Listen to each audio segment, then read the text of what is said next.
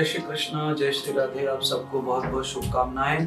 आज बहुत सारी बीमारियों के ऊपर चर्चा करते हुए आज हम कई बीमारियों के उपचार का एक घरेलू फार्मूला या आयुर्वेदिक या प्राकृतिक फार्मूला जो है वो हम आपको बताने जा रहे हैं। आपने देखा होगा कि हम पपीते का प्रयोग अनेक प्रकार से करते हैं। ज्यादातर पपीता जो है आपने देखा होगा चाट की दुकान पे, फल की दुकान पे, जूस की दुकान पे या घर में पपीते को लोग छील कर ही खाते हैं और उसका जो छिलका है उसको ज्यादातर फेंक दिया जाता है। पर आपको बड़ी हैरानी होगी कि बहुत सारे फल ऐसे हैं जिनके छिलके में ही सर्वत्र गुण होता है, बाकी अंदर का जो गूदा है उसमें ना के बराबर तत्व पाए जाते हैं। ऐसे बहुत सारे फल हैं जिनके छिलके के गुणवत्ता है, महिमा है। तो मैं आपको आज ये बताऊंगा कि पपीते का जो छिलका है, जिसे अगर आप फेंकते हैं तो बहुत बड़ा नुकसान करते हैं अपने स्वास्थ्य का।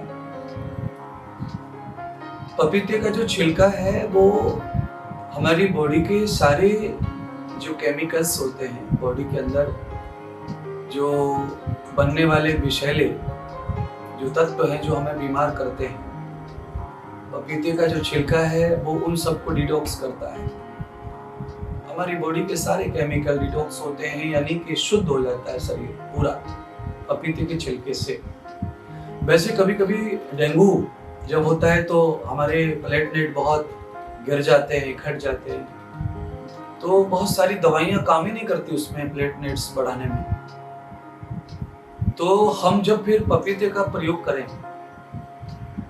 बॉडी में कभी भी प्लेटलेट घट जाते हैं तो दवाइयां बहुत जल्दी जब काम नहीं कर रही होती हैं या दवाई भी काम करती हैं, तो उस स्थिति में भी हम पपीता खाते हैं छिलके सहित, तो उसका बहुत शीघ्र लाभ प्राप्त होता है प्लेटलेट्स बॉडी के लिए। क्योंकि हमारे जब प्लेटलेट गिरते हैं तो कब गिरते हैं, डेंगू वगैरह हो जाए तो बहुत ज्यादा लाभ करता है उसका छिलका। और पपीता जो है ज्यादा खाया नहीं जाएगा, छिलका भी हो सकता है कड़वा लगेगा, पर अगर पपीता हम 300 ग्राम खाते हैं तो उसका मात्र 20 ग्राम छिलका भी हम खा लेते हैं तो हमें पूरा लाभ प्राप्त हो जाता है।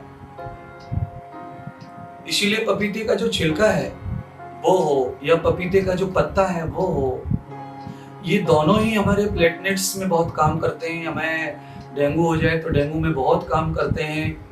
अगर आपने पपीते का छिलका निकाल के खाया तो फिर आप बहुत बड़ा नुकसान आपका फल का कर लेते हैं।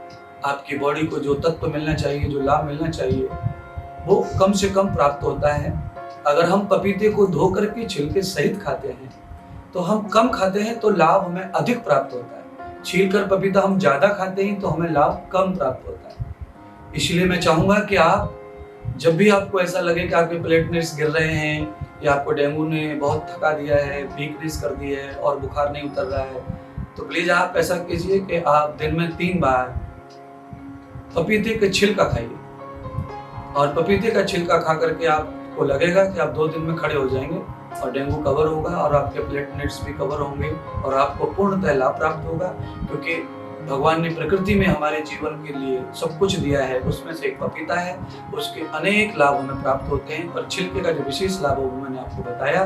तो आशा करूंगा कि आप जरूर आवश्यकता पड़ने पर छिलका लेते रहेंगे और हमेशा पपीता को छिलके सहित खाने की कोशिश करेंगे। जय श्री कृष्ण।